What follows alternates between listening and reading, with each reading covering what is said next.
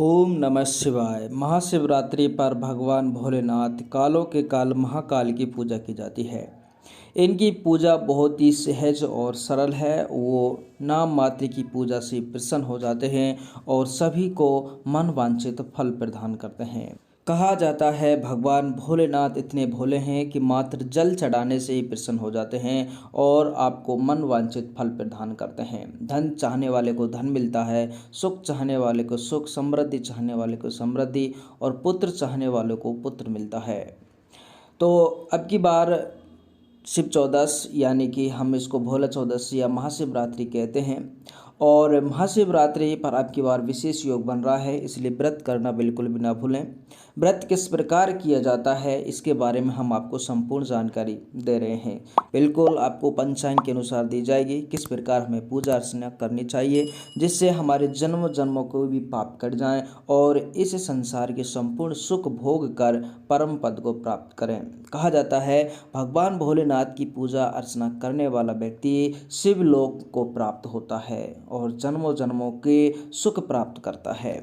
व्रत की संपूर्ण जानकारी देने से पहले मैं आपसे एक निवेदन जरूर करता हूँ, कमेंट बॉक्स को खाली ना छोड़ें। कमेंट बॉक्स में हर हर महादेव, ओम नमः शिवाय जरूर लिखें। आपकी सभी मनोकामना पूर्ण होंगी और आपका व्रत भी जरूर सफल होगा, आपको पूर्ण व्रत का फल प्राप्त हो। महाशिवरात्रि व्रत की संपूर्ण पूजा विधि, विधि विधान और शुभ मुहूर्त के बारे में आपको संपूर्ण जानकारी पंचांग के अनुसार दी जाएगी। इस चैनल पर आपको सभी प्रकार के व्रत और त्योहारों का जो शुभ मुहूर्त और पूजा विधि है वो प्रदान की जाती है और वो भी लिखित रूप में, ताकि आपको अच्छी से समझ आए और पूजा में कोई गलती ना हो और आपको संपूर्ण फल प्राप्त हो। सबसे पहले आपको महाशिवरात्रि के दिन सूर्योदय से पहले स्नान आदि से निवृत्त हो लेना है। सुबह जल्दी स्नान करके आपको साफ वस्त्र धारण करने हैं और जहाँ पर आपका पूजा घर है और उस पूजा घर की आपको सफाई करनी है। पूजा घर की सफाई करने के बाद आपको व्रत का संकल्प लेना है, ये आप लोग ध्यान रखना। व्रत करने से पहले व्रत का संकल्प लेना ज़रूरी होता है कि हम ये व्रत किस उद्देश्य से कर रहे हैं। संकल्प लेना बहुत ही आसान होता है।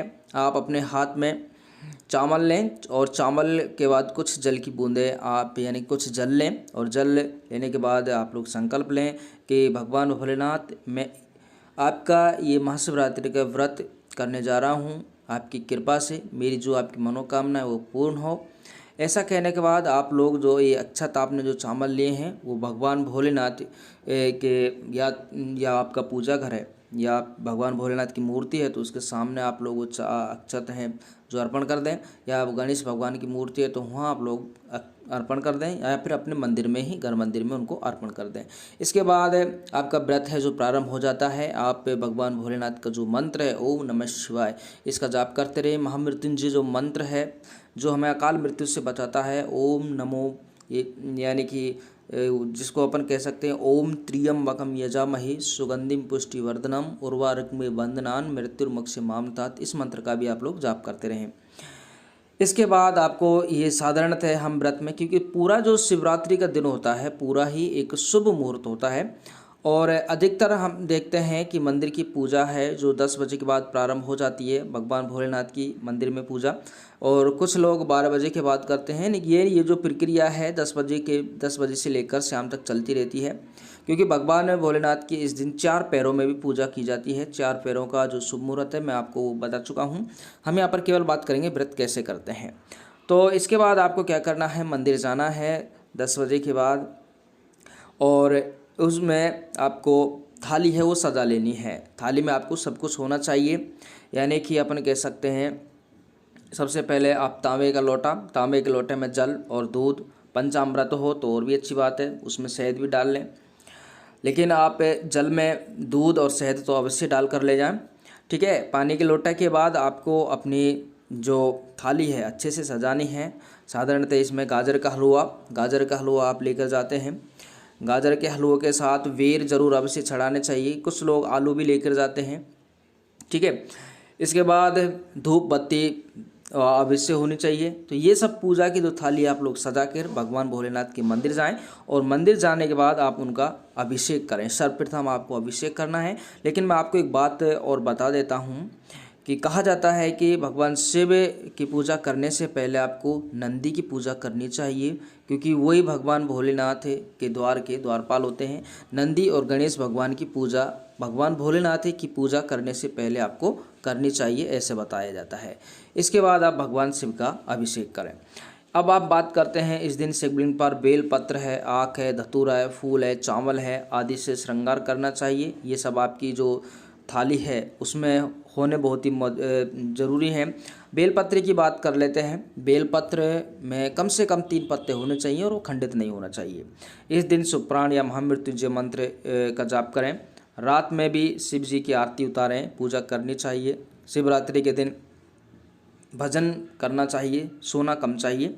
महाशिवरात्रि के दिन गलत कार्यों को करने से बिल्कुल बचना चाहिए, और क्रोध है, अहंकार है, इस दिन दूर रहना चाहिए। ऐसा करने से, यानी कि क्रोध करने से कहा जाता है कि पुण्य है कम हो जाते हैं, और दान आदि का कार्य भी करना चाहिए। तो ये साधारण पूजा है।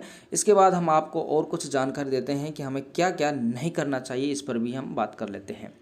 महाशिवरात्रि के दिन मांस मदिरा का सेवन बिल्कुल भी नहीं करना चाहिए। महाशिवरात्रि के दिन देर रात तक नहीं सोना चाहिए, जैसे कि मैं आपको पूर्व में बता चुका हूँ। महाशिवरात्रि के दिन दाल है, चावल है, गेहूँ है से बना अन्न नहीं ग्रहण करना चाहिए।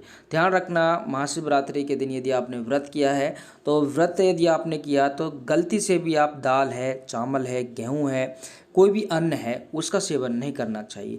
क्या खाना चाहिए ये हम वीडियो आपको नेक्स्ट वीडियो में लेकर क्या क्या आप खा सकते हैं उसके बारे में विस्तार से आपको समझाया जाएगा।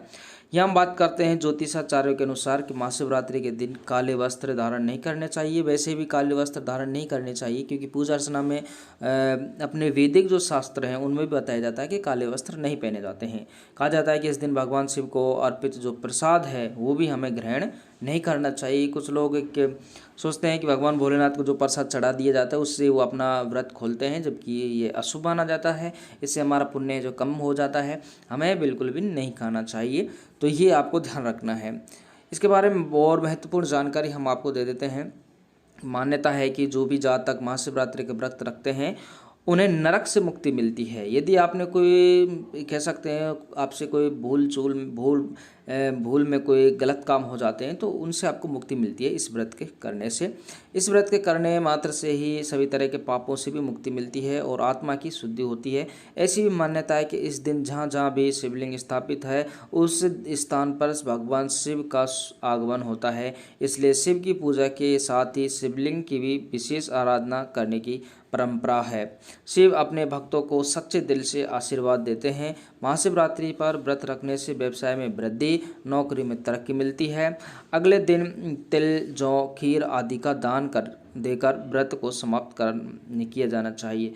ध्यान रखना, मैं आपको बताऊंगा व्रत का पारण आपको कब करना है, वो मैं भी समय आपको बताऊंगा। कि आपको ध्यान रखना, पूरे शिवरात्रि के दिन आपको, ये व्रत के दिन आपको कुछ भी अन्न ग्रहण नहीं करना है। हाँ, फलाहार आप खा सकते हैं। अब फलाहार में भी आपको क्या क्या खाना है अगर मैं आपको पूरी डिटेल से यहाँ बताऊँगा तो वीडियो लंबी हो जाएगी, लेकिन आपको इतना ज़रूर बता देता हूँ कि आप फलाहार ग्रहण कर सकते हैं, दूध भी खा सकते हैं, दूध पी सकते हैं। तो ये तो है इम्पोर्टेंट अभी जानकारी। अब हम आपको सबसे पहले हम आपको बताना चाहेंगे आपको व्रत कब खोलना है। व्रत आपका खोला जाएगा 2 मार्च को। ध्यान रखना इस बात को, 2 मार्च से पहले आपका व्रत यदि आप खोलते हैं तो आपका व्रत पूरी तरह अधूरा रहेगा। अब इसके पीछे एक रहस्य हम आपको बताना चाहेंगे। आप 1 मार्च को जो भगवान भोलेनाथ की पूजा अर्चना के बाद फलाहार ग्रहण कर सकते हैं, लेकिन अन्न बिल्कुल भी ग्रहण नहीं कर सकते। ये आप ध्यान रखना। फलाहार ग्रहण कर सकते हैं, फलाहार के साथ आप लोग दूध भी पी सकते हैं, लेकिन अन्न आपको बिल्कुल भी ग्रहण नहीं करना। यदि आप 1 मार्च के दिन अन्न ग्रहण कर लेते हैं तो आपका व्रत पूरी तरह अधूरा रहेगा, पूर्ण नहीं हो पाएगा, आपको व्रत का पूरी तरह लाभ नहीं मिलेगा। तो आपको जो व्रत खोलना है वो पूरी तरह 2 मार्च को खोलना है, यानी कि आपको 2 मार्च को ही अन्न ग्रहण करना है। और 2 मार्च को आपको सुबह 6:45 के बाद ही आपको अन्न ग्रहण करना है। यही पारण लेने का शुभ मुहूर्त है। 6:45 के बाद भगवान भोलेनाथ की कृपा से आप अपना व्रत पूर्ण करें और अन्न ग्रहण करें। कहा जाता है कि भगवान भोलेनाथ कालों के काल हैं, ये इनको महाकाल कहा जाता है। इनके व्रत मात्र से आपके संपूर्ण कष्टों का अंत हो जाता है। व्रत हमेशा पूरे नियम से करना चाहिए। इसके बारे में हम आपको संपूर्ण विधि विधान बता चुके हैं। अब हम आपको बताना चाहेंगे कि व्रत